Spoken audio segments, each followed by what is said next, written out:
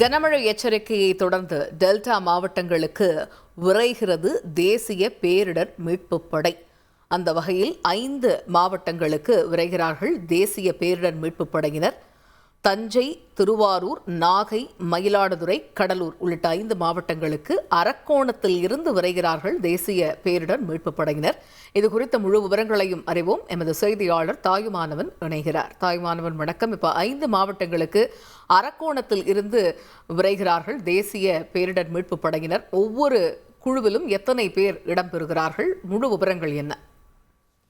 வங்கக்கடல்ல தற்போது நிலை கொண்டிருக்கக்கூடிய ஆழ்ந்த காற்றழுத்த தாழ்வு மண்டலம் என்பது நாளைய தினம் புயலாக வலுப்பெற இருப்பதா வானிலை ஆய்வு மையம் தகவலை வெளியிட்டிருக்கிறார்கள். குறிப்பாக இந்த புயலுக்கு பெனால் என்று பெயர் வைக்கப்பட்டிருக்கக்கூடிய ஒரு சூழல்ல குறிப்பாக தற்போது கடந்த 6 மணி நேரத்துல 12 கிலோமீட்டர் வேகத்துல இந்த ஆழ்ந்த காற்றழுத்த தாழ்வு மண்டலம் என்பது நகர்ந்து வருகிறது.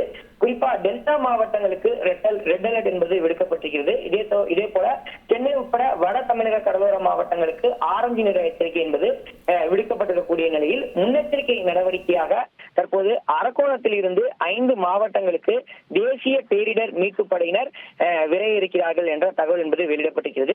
குறிப்பாக தஞ்சாவூர், திருவாரூர், நாகை, மயிலாடுதுறை, கடலூர் என 5 மாவட்டங்களுக்கு அரக்கோணத்தில் இருந்து தேசிய பேரிடர் மீட்பு படையினர் அனுப்பி வைக்கப்பட்டிருக்கிறார்கள்.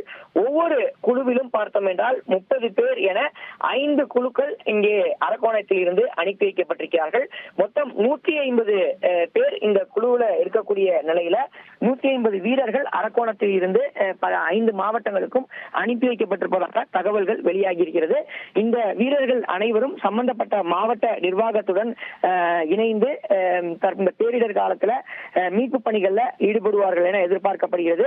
5 மாவட்டங்களிலும் இருக்கக்கூடிய தாழ்வான பகுதிகள், அதே போல் ஆற்றங்கரையோரம் இருக்கக்கூடிய பகுதிகளில் இந்த பேரிடர் மீட்பு படையினர் பாதுகாப்பு பணியில ஈடுபடுவதுடன் அங்கே அந்த மீட்பு பணிகள் பாதிக்கப்படக்கூடிய நபர்களை மீட்கக்கூடிய பணிகளிலும் முகாம்கள்ல தங்க வைக்கக்கூடிய பணிகளிலும் ஈடுபடுவார்கள் என தகவல் என்பது வெளியிடப்பட்டிருக்கிறது.